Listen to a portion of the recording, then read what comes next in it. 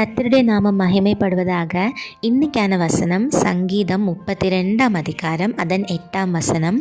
நான் உனக்கு போதித்து நீ நடக்க வேண்டிய வழியை உனக்கு காட்டுவேன். டியர் ஃப்ரெண்ட்ஸ், இன்றைக்கான வசனம் இதுதான். இவ்வளோ நாளாக நீங்கள் நடந்துட்டுருக்கிற வழி கர்த்தர் தீர்மானம் பண்ணி கொடுத்த வழிதானா? என்றைக்காவது யோசிச்சிருக்கீங்களா?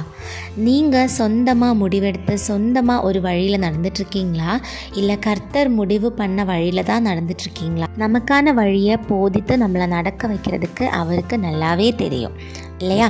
ஸோ நம்ம ப்ரே பண்ணுறப்போ எப்படி ப்ரே பண்ணணுன்னா, கர்த்தாவே நான் என்ன வழியில் நடக்கணுன்றதை எனக்கு நீங்கள் போதித்து தாருங்க, அந்த வழியில் என்னை நடத்துங்கப்பா அப்படின்னு ப்ரேயர் பண்ணணும்.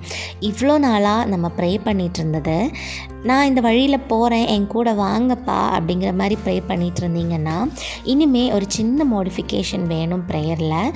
என்னென்னா, என்னே நீங்கள் நடத்துங்க அப்படின்னு நம்ம ப்ரே